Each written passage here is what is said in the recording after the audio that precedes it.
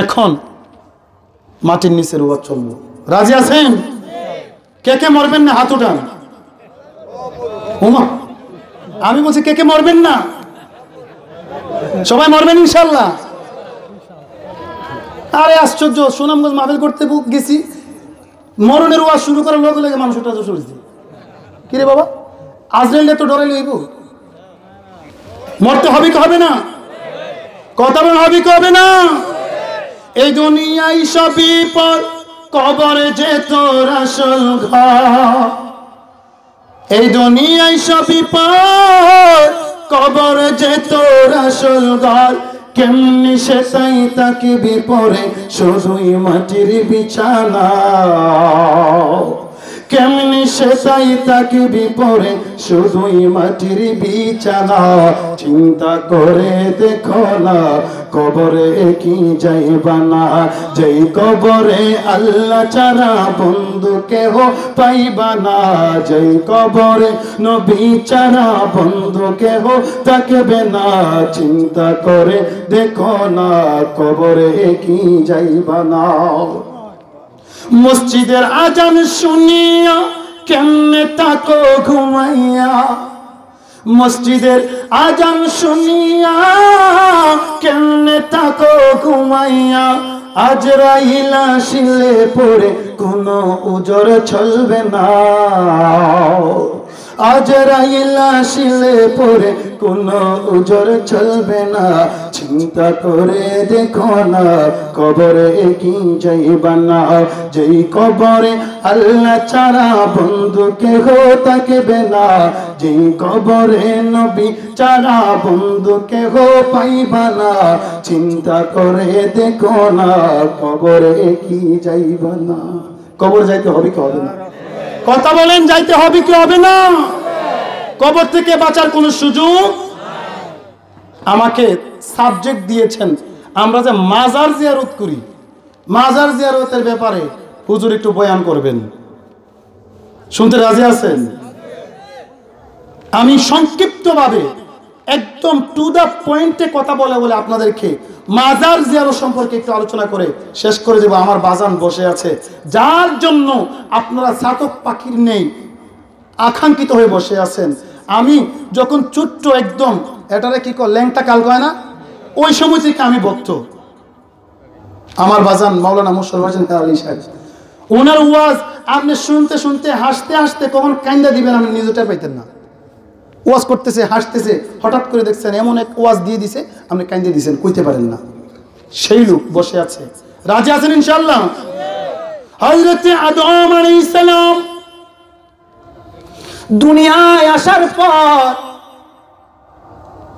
সর্বপ্রথম মৃত্যুর ঘটনা সংঘটিত হয়েছে। ওনার ছেলে হাবিল এবং কাবিল, দুইজন হাবিল এবং কাবিল। কাবিল আঘাত করছে, হাবিল ইন্তেকাল হয়ে গেছে। হযরত আদম আলাইহিস সালাম মৃত্যুর সংবাদটা মা হাওয়া আলাইহিস সালামের কাছে গেলেন।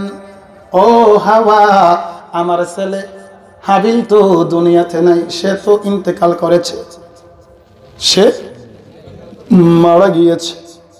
হাওয়া আলাইহিস সালাম বলেন, মা হিয়াল মাউত, মাউত কি? প্রথম শব্দ মাউত, মৃত্যু। হাওয়া আলাইহিস সালাম এর আগে এই শব্দ শুনেন নাই। মা হিয়াল মাউত, মাউত কি? আদম আলাইহিস সালাম বলেন, আল মাউতুল্লাযী লা ইয়াকুলু, মাউত হচ্ছে এমন জিনিস যখন একজন মানুষ মৃত্যুবরণ করে সে কখনো খাওয়া দাওয়া, কথা বলেন, লা ইয়াকুলু ওয়ালা ইয়াশরাবু ওয়ালা ইয়াকুলু ওয়ালা ইয়াকুদু ওয়ালা ইকামু, সে দাঁড়ায় না, সে বসতে পারে না, সে নাড়াচাড়া করতে পারে না, চলাচল করতে পারে না। এটাই হচ্ছে মাউত। যেই না মাত্র মাউতের কথা ডেফিনিশন শুনলো, মা হাওয়া আলাইহিস সালাম রুনাজারি শুরু করে কান্নাকাটি শুরু করে দিল। সুবহানাল্লাহ, সুবহানাল্লাহ। হাওয়া আলাইহিস সালাম একদম কান্নাকাটি ছুড়াই দিচ্ছে।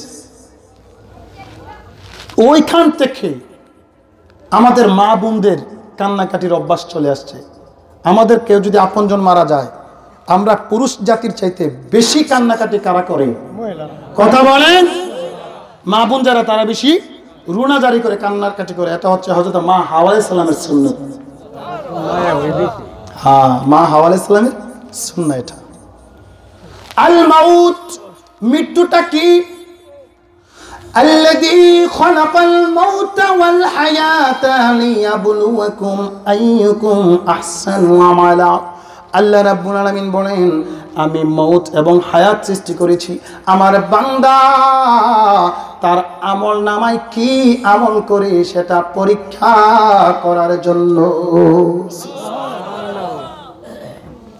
আল মাউত হুয়াল্লাযী ইন্তিকালু হাল ইলা হাল আও দার ইলা দার।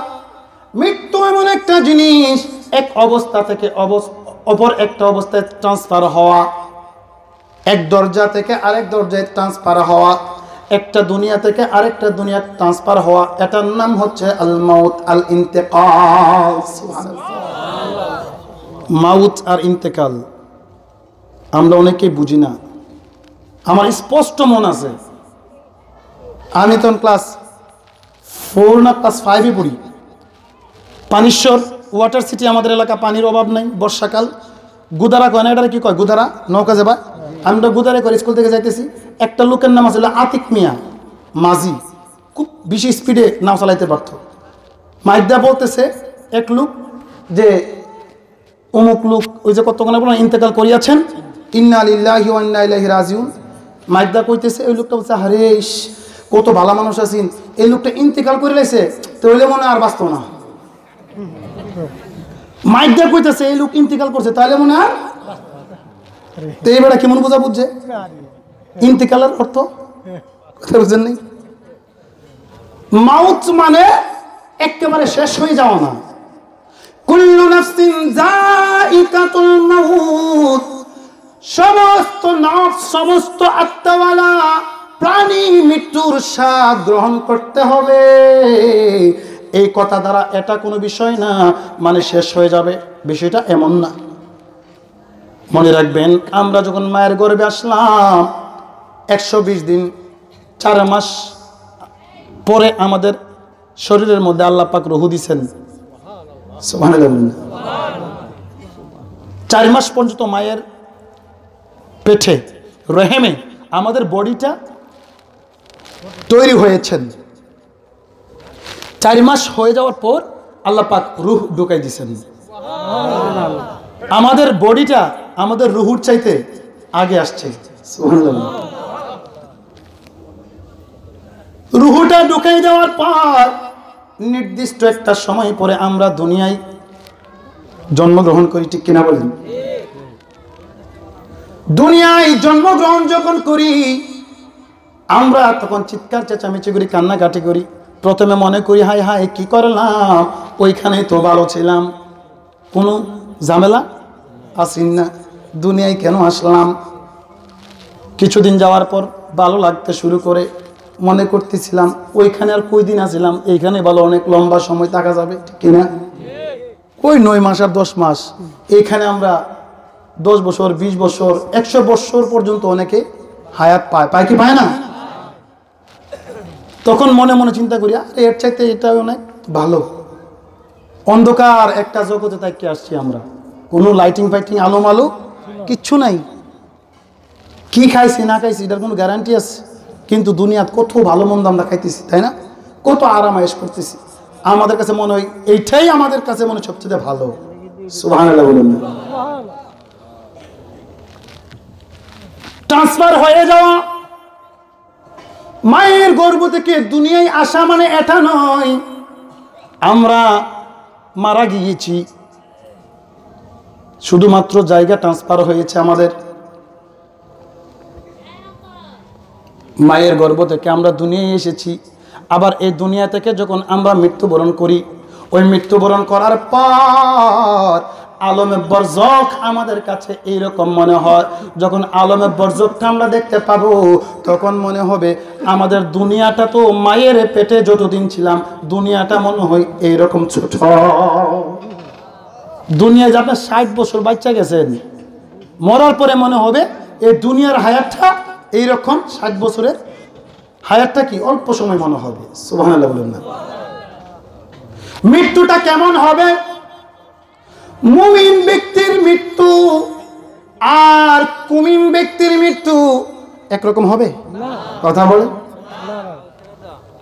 কিতাবের মধ্যে এসেছে যখন একজন মুমিন আল্লাহর বান্দা দুনিয়া থেকে বিদায় হওয়ার সময় চলে আসে, আজরাইল আলাইহিস সালাম 500 ফেরেশতা নিয়ে স্লোগান দিতে দিতে আইসা ওই বান্দার কাছে বলে, আসসালামু আলাইকা ইয়া আব্দুল্লাহ, আসসালামু আলাইকা ইয়া বলি আল্লাহ, এ আল্লাহর বন্ধু, এ আল্লাহর বান্দা, আপনাকে সালাম, আপনাকে আল্লাহ রাব্বুল আলামিন যাওয়ার জন্য সারা দেওয়ার জন্য ডাক দিয়েছেন। সুবহানাল্লাহ। হযরত ইব্রাহিম খলিলুল্লাহ আলাইহিস সালামের কাছে আজরাইল যখন আসলেন, যখন মৃত্যুর পেয়ালার সামনে দিলেন, মৃত্যুর প্রস্তাব দিলেন, হযরত ইব্রাহিম খলিলুল্লাহ বলেন, আজরাইল আপনি আমাকে কেমন করে মৃত্যুর জন্য আহ্বান জানাচ্ছেন? আজরাইল আলাইহিস সালাম বলেন, হুজুর আপনার মৃত্যুর কথা আমি বলছি না, আপনার মৃত্যুর বিষয়টা না, আল্লাহ রাব্বুল আলামিন আপনাকে আহ্বান করেছেন, মৃত্যুর কথা বলেছেন। আজরাইল তাজ্জব হয়ে গেছে, নবীদের সাথে বেয়াদবি করা যাবে না, সোজা চলে গেছে আল্লাহ পাকের দরবারে। এবারে গায়ে লাগি আপনার খলিল, আপনার বন্ধু তো বলতেছে আপনি যদি প্রিয় মাহবুব হন, মাহবুব হয়ে কিভাবে মৃত্যুর কথা বলেন? ইব্রাহিম খলিল তো মৃত্যুকে মেনে নিতে পারছেন না। আল্লাহ পাক বললেন, যাও গিয়ে বলো মৃত্যুর দরকার নাই, আমি রাব্বুল আলামিন আমার খলিলকে দেখার জন্য, আমি আমার খলিলের সাক্ষাতের জন্য আমি আহ্বান করতেছি, গিয়ে বলো আমার আহ্বানে আমার খলিল কিভাবে সাড়া না দিয়ে থাকতে পারে। যখন ফিরতে এসে কথা বললেন, ইব্রাহিম খলিল বললেন, আর দেরি করার দরকার নাই, আমাকে আমার রবের দিদারে নিয়ে যাও। একজন মুমিন যখন ইন্তেকাল করবে, এই মুমিনের কাছে এইরকম মনে হবে তার ইন্তেকালটা ইন্তেকাল নয়, তার মৃত্যুটা হচ্ছে আল্লাহ পাকের সাথে দিদারের একটা ব্যবস্থা।